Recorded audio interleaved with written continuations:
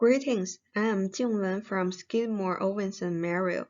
I'm going to present the paper, Penn Station Entrance Canopy, Optimization with Integrated Design and Engineering Workflow, co-authored with Timothy, Neil, and Preetam.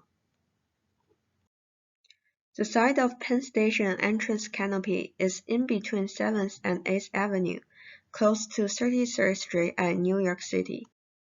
It serves as the entrance for Long Island Railroad main concourse.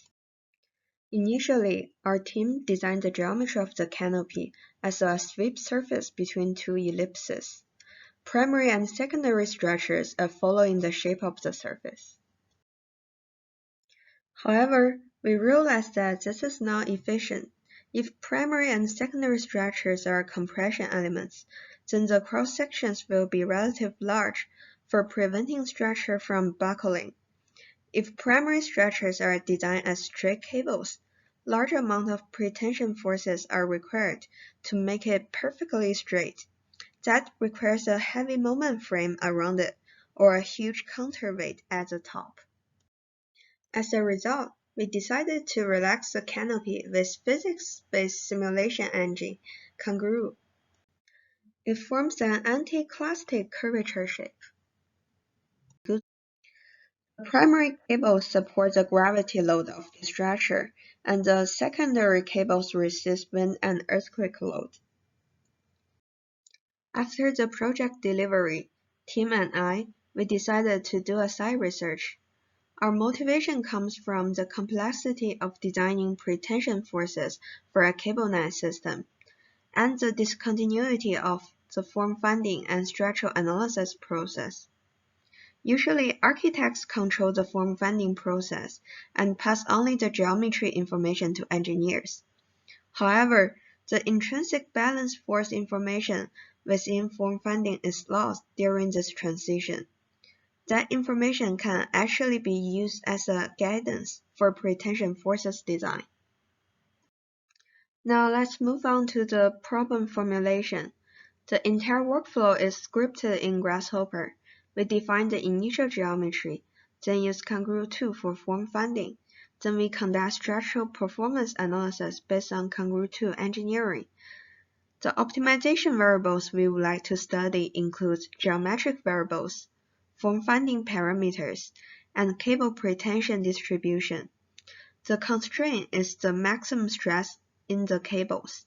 The objective is the deflection of the structure. In case 1, we studied the pretension distribution of the cables. We designed 3 different schemes for comparison. Uniform is that the pretension forces are uniformly distributed along the cables. Biparent cable length means that the longer the cables, the higher the pretension forces, as longer cables are easier to sag. Form fund elongation means that the distribution is based on the balance force information from form funding. The result shows that the form fund elongation has the smallest gravity and lateral deflection. We also plotted out how the deflection changes as the average pretension forces increase.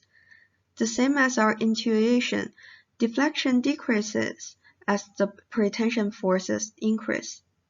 In particular, form fund elongation always stays as the lowest curve in comparison to others. We will use it for all other parameter study. Next, we study the tilted angle of the canopy. As the angle increases, the gravity load deflection increases, but for the lateral load, it has the minimum at 50 degrees. The angle for the project is at 50 degrees. It is a relatively good selection. The third parameter we studied is the percentage of upper opening. The gravity deflection stays about the same level, but the lateral deflection decreases. In reality, we need to leave some space for the connections at the top. Thus, the parameter for the real project is set at 0.55.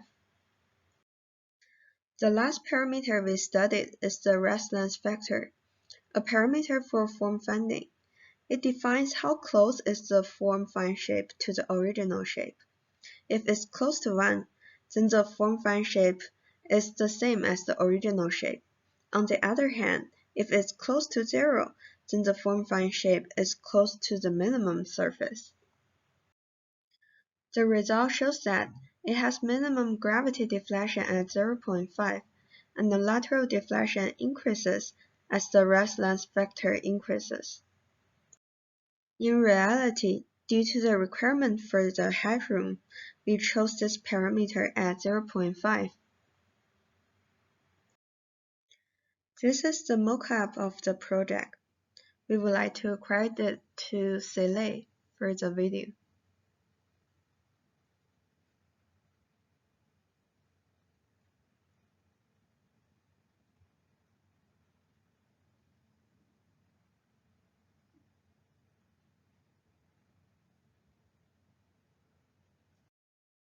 In conclusion, we present a computational workflow that integrates form-finding methods, structural analysis, and result visualization within a single scripting platform, facilitating a real-time interactive design analysis process.